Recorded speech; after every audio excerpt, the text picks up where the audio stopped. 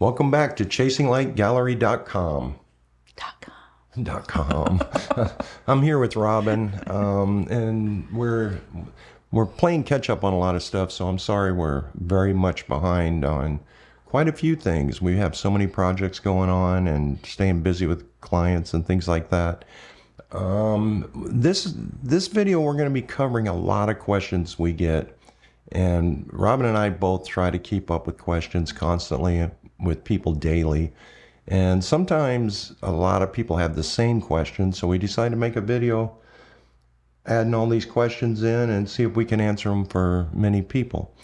And so the first question is, what's the number one mistake beginners make when composing a shot? And how do you fix it? That can be a tough one. What do you think? I just know when I'm a beginner, I think I was so in my head about just grabbing the shot that I didn't really put a lot of thought into it on what I needed to do. Where now as I may think a little bit more about what I'm trying to capture and what's the intention of the photo. So in the beginning, the brain is all over the place. You just snap quickly. You don't really put a lot of thought into that, I don't think. Yeah, you kind of have to have a reason to want to push the button. There's, photography's two different things. You're either documenting something or you're shooting it for a piece of art. Mm-hmm. And if you're shooting for a piece of art, you really got to kind of slow down and really look at the proper angles to capture the emotion of the photo. If you're documenting, it depends on what you're shooting, really. Mm-hmm. There's not one true trick, I would say, but except for slow down and really look at and take your time at what you're seeing before. Right, absolutely. I think when you literally just take the time to slow down, think about why do you want to take this photo, mm-hmm. and then try to capture it in its authenticity if you can. Yeah. So I hope that helps out, but that'd be my biggest, pointer is slow down and really take your time looking at the photo, mm-hmm. Before you push the shutter. Okay. What are the key Lightroom tools every beginner should master first? What do you think? That was very confusing because, I never edited till I met you. Right. And it was very overwhelming. But I remember you told me start from the top and work your way down and get this section the way you want it and then the next section. But also one of the key things I think you taught me was don't globally edit the photo. Right. So you told me to take it in sections, mm-hmm. and get this part right, then move over it using the masking tools. So that was all. I remember you'd say, use a brush. I'm like, well, what's the brush? There's so many tools that you knew so well. And it was confusing as a beginner. Yeah. But over time, repeat, you start understanding more. And you've told me several times. Develop a process. I think it's easy for a beginner to forget mm-hmm. certain things so that you would, remind me, don't global edit that. What are you doing? Oh, yeah. So you definitely have to be reminded. But global editing, I think, was one of the big things you taught me, and how to use the masking tools. And Lightroom's updated so well now that that's a lot easier process than when you first taught me. Yeah, starting out, I would just start at the very top of the tools with white balance, exposure, highlights, contrast, shadows, whites, blacks. Get used to that. Masking will come later, but get used to controlling that, because those tools right there. The white balance sets the mood. Is it a cold or is mm-hmm. it a warm photo? Mm-hmm. And then the exposure tools and things like that, they start developing the depth, like what details are going to come forward, what are going to fall back. And it starts taking a flat photo and starting to bring it forward. And then you just start working your way down through each of the steps mm-hmm. over time, but practice with the very top part first. Mm-hmm. Because if you don't get that right, adding all the colors and stuff, it can turn into just mud, So I hope that helps. let's see if we can go on to the next one. Can you really get great shots with budget gear, or does glass matter? What do you think? I think glass is wonderful. However, I've seen a lot of shots you've taken with really budget gear. And if I look at those photos today and what was that 25, 30 years ago, those are still outstanding to me. I couldn't tell if you used glass or plastic or what you used. Right. It was the photo itself. You did a phenomenal job with whatever you had. So there again, I think it just depends on you as the artist capturing. Getting to know your gear. I'm a firm believer you don't need top of the line glass. Starting out, definitely not. You can get the budget stuff and get extremely tack sharp shots. Now, online, there's going to be people that argue this point, but you got to realize, go look and see what they're shooting. If they're wildlife and sports photographers, they're going to invest in high-end glass because they want the focus to be very quick or very far away and very sharp. You know, and wedding photographers invest in high-end glass because they want to see every little eyelash, and you know, and you can still see every little eyelash with budget gear, but the focus is a lot quicker on high-end glass. I own high-end glass, so does Robin, but the majority of the time we're shooting with budget gear. You know, and I've compared the two side by side. I can't tell a big difference, and I love running around with budget gear because it's lightweight, and when you're out walking 8-9 hours in a day taking shots, you don't want to be lugging all that heavy glass and all these lenses. I just throw on a budget lens and I'm gone for the day. I'm just go. I don't bring a ton with me. But I think that shows you really took time to learn what that particular lens is capable of, and you push it to its limit, no matter if it's budget or expensive gear. Right. So taking time with that particular lens and understanding what you can get with that, I think makes a big difference. Yeah, and every lens has its strength and every lens has its weakness. Even a $10,000 lens is going to distort in the corners, you know, just like a $99 50 millimeter lens is going to distort in the corners. It's just the characteristics of lenses. You know, some, you know, are better for low light than others. You know, even budget, you know, you can get a 1.8 that does great in low light. You know, I wouldn't buy a budget, you know, 4.0 f-stop because it's only going to be good during the day. You would never get me to use that because I like shooting low light as well. But yes, I'm all for budget lenses. So, so now we'll move on to the next question. These next questions are on editing and Lightroom. All right, let's see what we got here. How do you know when a photo is done in editing? Oh my God. For me, some of us, it's longer than others. Yeah. Sometimes, like Robin can overthink things. Not me. And when you overthink, you can overbake a photo. And for me, if it takes longer than 20 minutes, I'm overcooking it. But don't measure your stuff by that. I know the tools really well, so I can run through really, really fast. He's old. He's been doing this a long time. Yeah, quite old. 65, as a matter of fact. So I don't spend more than 15, 20 minutes on any of my photos. I can knock out probably, I don't know how many in a day. A lot. But you know the tools like the back of your hand because you started with those tools before Lightroom existed. Yeah. So it's if you feel like you're constantly trying to improve, you need to step away. Step away, walk around, and come back to it later, you know, because you can overthink something too much to where you just cook it. I recommend walking away. Definitely, because I've come back a day or two later and looked at my photo and went, ooh, what was I thinking? Let me start over. Yeah. And I've seen you do that quite a few times. Yeah. All right. This is the next question is, what's your go-to trick for fixing flat and boring photos in Lightroom? Depth. My go-to trick is real simple. Delete it. I'm dead serious. If it's boring and flat, all the right Lightroom tricks in the world are not going to fix it and make it look interesting. True. You know, so that's my opinion. Yeah, Robin's got a few pine cone photos that I could tell she was just desperate to edit something. And but no, if it's a boring, flat, uninteresting photos, I bypass them. I delete them.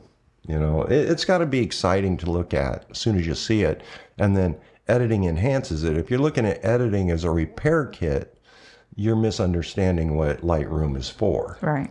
Lightroom's to bring out the quality even more of a photo. It's not a repair kit. Okay.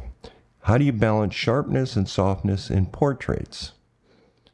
Well, back to what Robin was saying earlier, don't work globally. Mm-hmm. Now, I would do brushes for, like, let's say the model's eyes, mm-hmm. and sharpen them. But soften the skin. And do the reverse on, like, skin.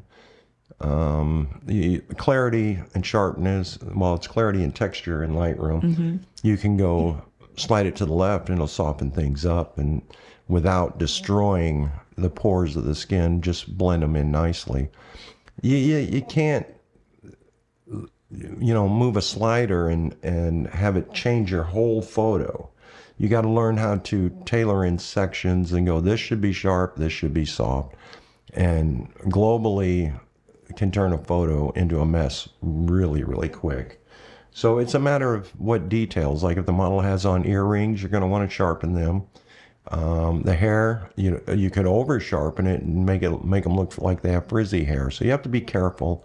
It's a balancing act, but I would do everything separately. Mm-hmm. So, all right, next question. What's one small change that instantly makes a photo more professional? What's one small change that instantly makes a photo more professional? I'm not sure. That's a tough one to answer. There's so many variables in that, so many different photos, so many different styles of editing. There's small details that really help is understanding white balance, to set the mood. But I can't put my finger on one thing. That's a tough question. Yeah, I think when you take what you've got and just, if you're shooting in RAW, you need to enhance and bring back certain qualities that are there. But hobbyists and professionals and whatever there's so many different, like you said. But I think just making sure your exposure is proper and just making sure the subject is, why you took the image to begin with. Yeah, that shows. That's a good point. When you look at the photo, if your eye instantly goes to the subject, mm-hmm. and it's not all over the place, you're not distracted away from the subject, you got to kind of push things to where it goes right to the subject. You want the viewer to look right at what you want them to look at. Mm-hmm. Anything outside of that, trees, bushes, stuff like that, it's just decorations to say where the photo was taken. Mm-hmm. So I would say focus on that. Make sure the subject is priority in the photo. Okay. How do you keep a creative edge when editing lots of similar photos? This is where I think people get confused. For example, if you go out, let's say me and Robin went out somewhere and we shot a bunch of street stuff in a day, I'm not going to edit all the photos with different color palettes and things like that. Mm-hmm. Because that day presented a certain mood, a certain light, and somebody's here at the door. Let me pause here for a moment. Okay, sorry about that. We're back. Somebody mm-hmm. rang our doorbell, and that changes the whole household instantly. Okay, I believe the last question before we got interrupted How do you keep a creative edge when editing lots of similar photos? The thing is, like I was saying, if you're shooting all day, it creates a certain atmosphere. I create a color palette for the day. I don't try to create different color palettes for different photos because you'll end up all over the board and it can turn into a mess. All my presets that I design are based on a day. So if you're going to go purchase a preset pack, it's best to look at what type of day they were shot in, whether it was evening, overcast day. They'll work best on those kind of days. And so once I create a color palette for one of the photos, then I pretty much use the same color palette throughout that whole shoot, through the whole day, to keep things uniform. Because a lot of times when people buy prints, they'll buy 3 of one to cover a wall. Right. And so you want them to kind of match. You don't want to have, 3 different color palettes for the same subject and try to decorate a wall like that. So, right. So try to keep things uniform for the day. And every day presents a new color palette because every day you're at different locations, different moods, different lighting, different feels. So that's what I do. So the next one, I'm trying to get through all these so this ain't a 5-hour video. This is style and creative choices questions. How do you decide between shooting in color or black and white? Well, we figured this one out, didn't we? I shoot 100% in black and white. Always have, always will, because it helps me see the dynamics better. And I edit in black and white and add color last. However, I understand what your question is. Black and white works best at high noon, harsh light situations, or horrible overcast days. If you're shooting, like when me and Robin go to shoot, we like to shoot all day long. But if you're going to shoot, let's say, sunrise, you can shoot sunrise in color till about 10:30, I would say. And then the light starts getting a little harsh. Then take a picture of your hand so you know it's 10:30. And when you go to edit, realize anything past that should be a black and white photo because the light's harsh. Yeah. Unless you are in a situation where you have filtered light, a filtered light source of some. What do you mean? Like if you've got buildings, if you're in a street, and you've got nice filtering through the lights to help with that harshness. But yeah, building, like if you're shooting in New York, a lot of those buildings are going to diffuse the light. You don't have to worry about it as much. But if you're out and about and it's harsh light, shoot black and white and look for textures because textures really make a photo pop. And then you shoot till about 4 o'clock. It's later with the sunset. Yeah. Being at 8:30 or whatever. And then you can take another picture of your hand and realize that from here going forward, all these photos will be color again. Mm-hmm. So that's what I would recommend. I'm going to take a brief pause here, so if you'd like to support this channel, check this out.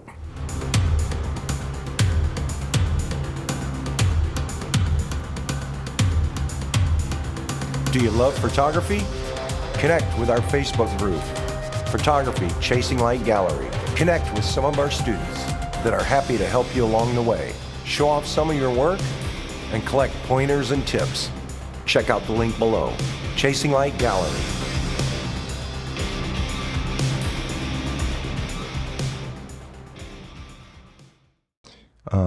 How do you develop your own style without copying someone else's work? That's rather simple. The thing is I recommend you copy someone's work as much as you can. There's no way you're going to look identical to them. It's just not possible. And I like to use this analogy. If anybody, I might be showing my age, knows who Eddie Van Halen is. Eddie Van Halen learned every single one of his guitar licks from Eric Clapton. But yet, Eddie Van Halen sounds nothing like Eric Clapton.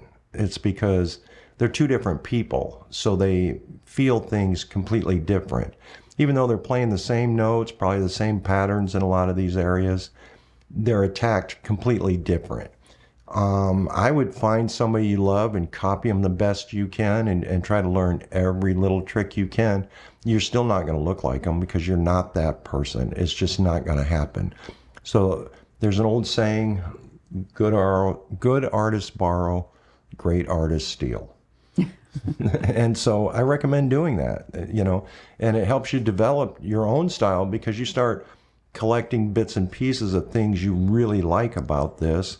And then you find something else and you go, well, I like that. And then you combine them in a different way, you get a different effect. So copy somebody as much as you can, every little detail. I recommend it. You're never going to look just like them, so I wouldn't worry about it. All right, here's another one. What makes a photo stand out? Composition, color, emotion, or something else? What would you say? Oh, definitely the light. Always the light. Yeah, that can make or break a photo, I think.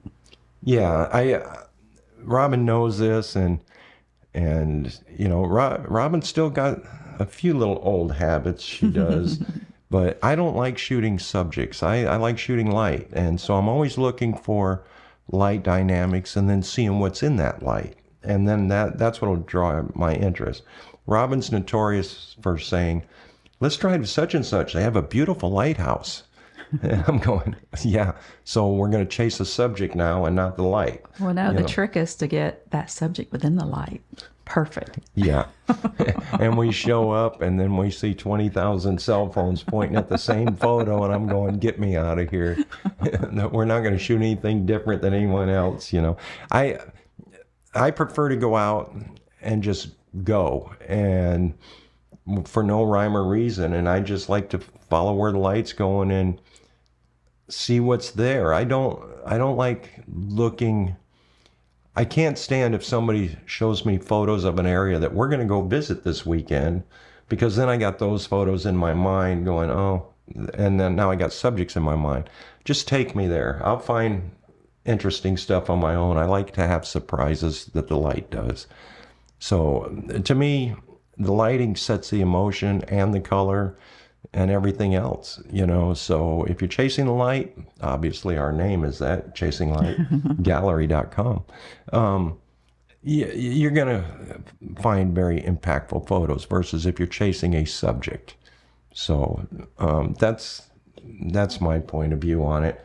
Robin does both. She likes subjects and she likes light. Yeah. And sometimes the timing on the subject doesn't exist with the light, but she'll still take the photo.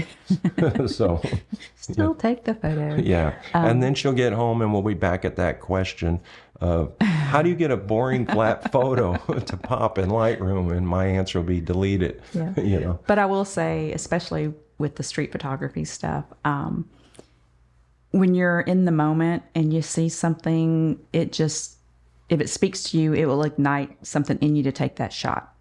So a lot of times that's where your emotion can come in. For whatever reason, it will connect with you. And so you take the photo, not even thinking about, you just see it and you got to capture it. Yeah. That happens a lot with us. Yeah. All right. This next section is light and exposure.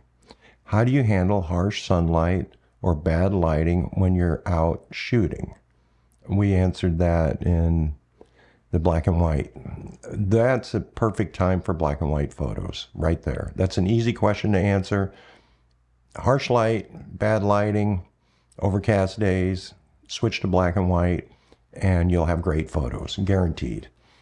Is it better to expose for the highlights or the shadows, and why? Highlights. Always highlights.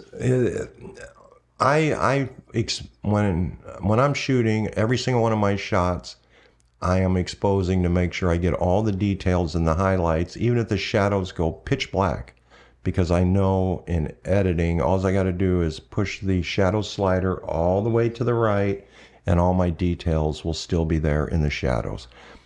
If I do the opposite and I expose for what's in the shadows, then I'm going to have a ton of hot spots that I can't recover. Mm-hmm. So it's always highlights. Always shoot for the highlights. Don't worry about what the darks are doing.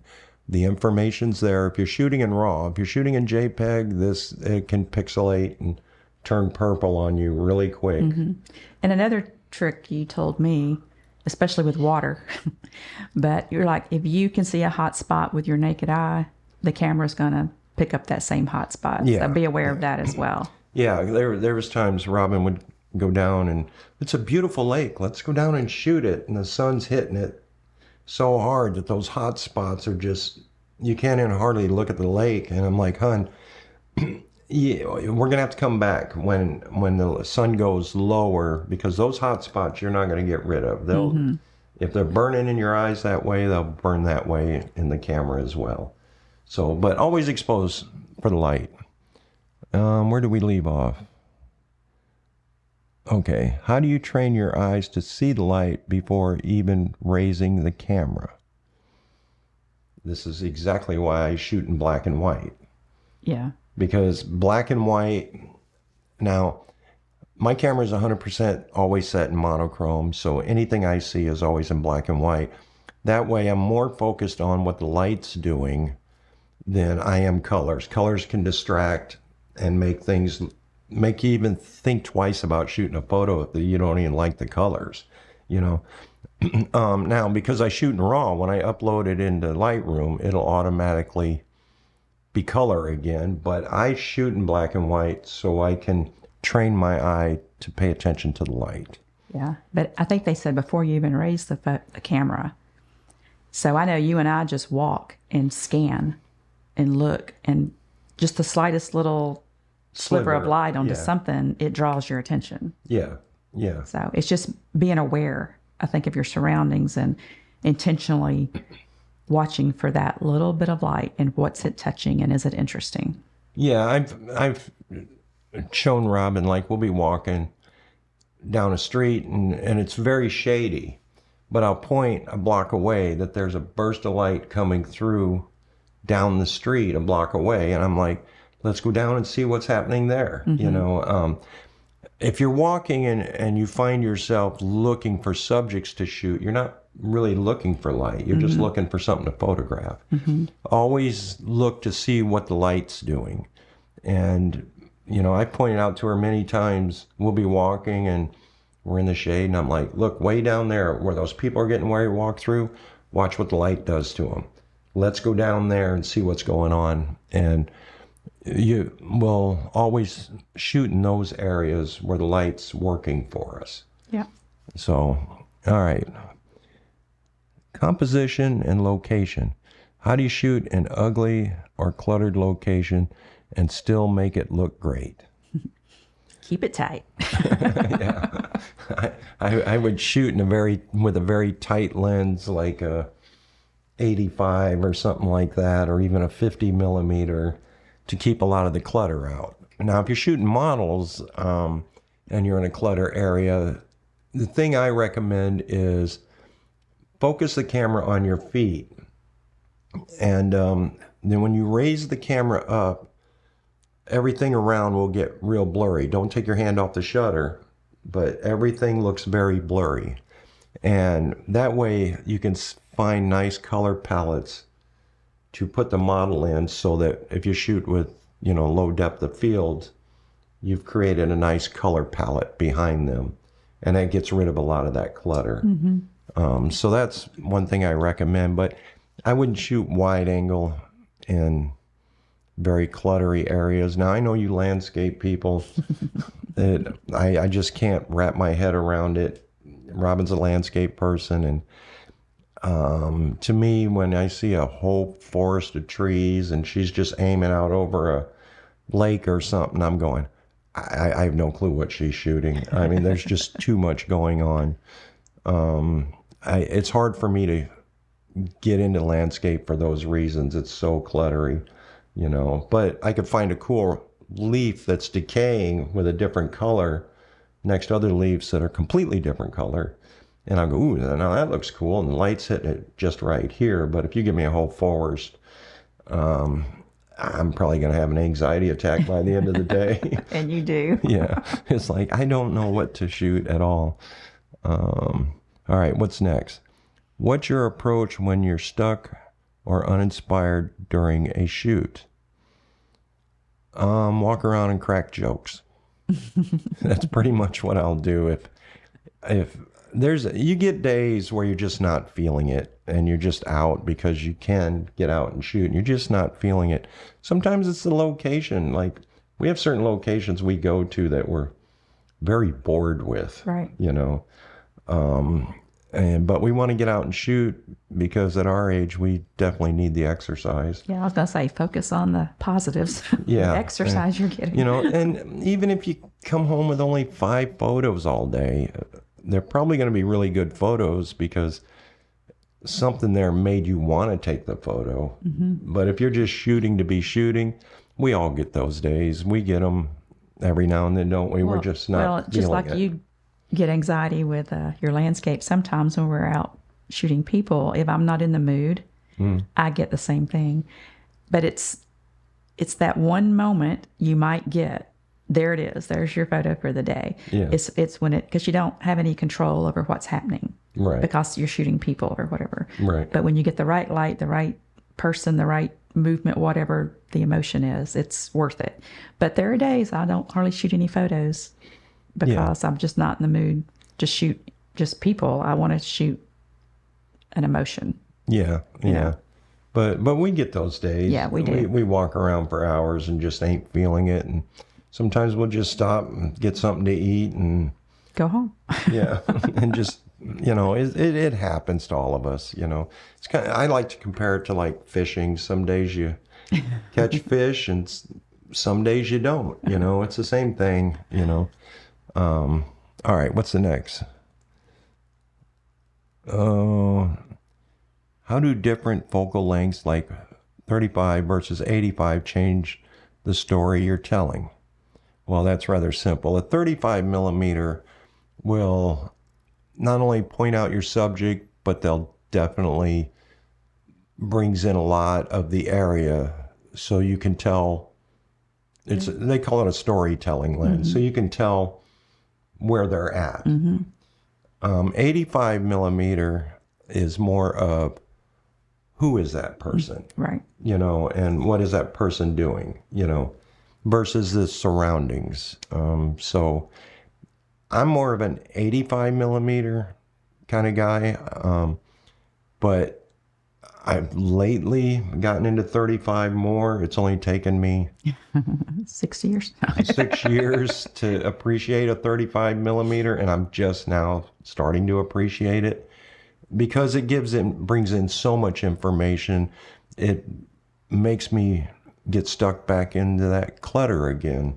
You know, it brings in a lot, you know. Now, if I walked up close enough with a 35 millimeter to somebody, I could make it look like an 85 if I get right in their face. But you also enjoy the pretty bokeh that comes with the 85 or the 135 when you're shooting people. Yeah. Well, the 35 millimeter will give you nice bokeh, but I love, my favorite lenses is the 200, 135, and 85 now. It used to be a 50 millimeter, but I've gotten spoiled with these other lenses. And if I had to walk around all day with one lens and that was all, I think I'd pick an 85 millimeter if that's all I could have. But you're also shooting on a full frame camera now, where you used to use the crop sense. Right. Yeah. So I'm very much addicted to an 85, 135, and a 200. Those are my go-to lenses. So, all right. We got 2 more questions. What's your favorite lens and why? Does it really change the mood of a photo? You just answered that. We just covered that. 85 for me. What's your favorite lens? It depends on what I'm shooting. If I'm in landscape, I usually go a little bit wider. 28, sometimes a 16 even. Yeah.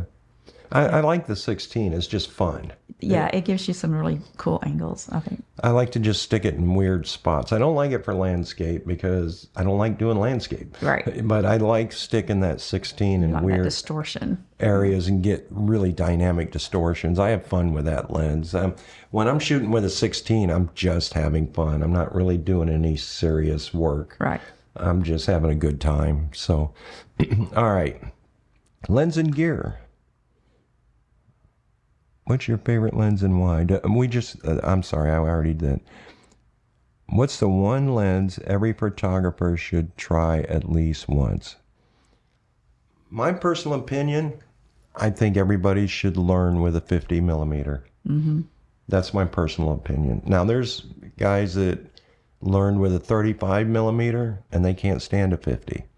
And then there's guys that's learned with a 50 millimeter and can't stand a 35. I was more of a 50 millimeter, can't stand 35. I'm just now appreciating 35. I think there again, it depends on what you like to shoot.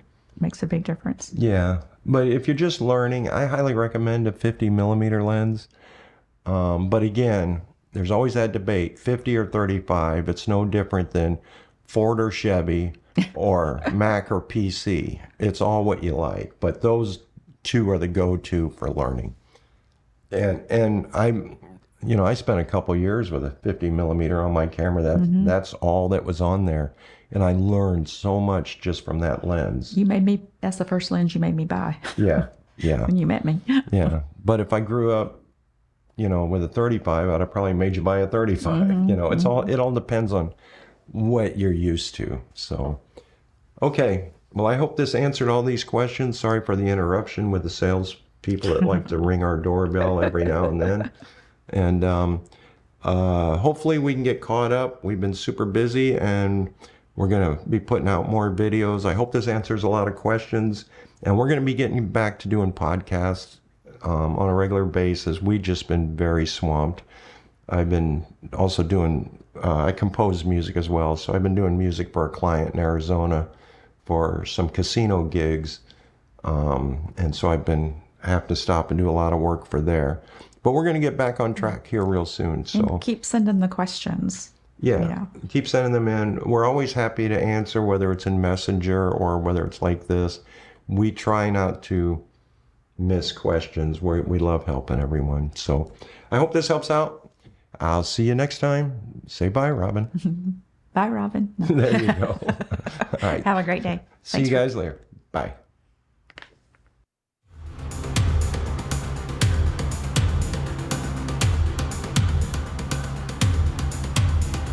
Want to take your photography to the next level? From mastering your camera settings to stunning shots, I've got you covered. Join me as I break down pro techniques step by step. Start creating like a pro today. Check out the link below. Chasing Light Gallery.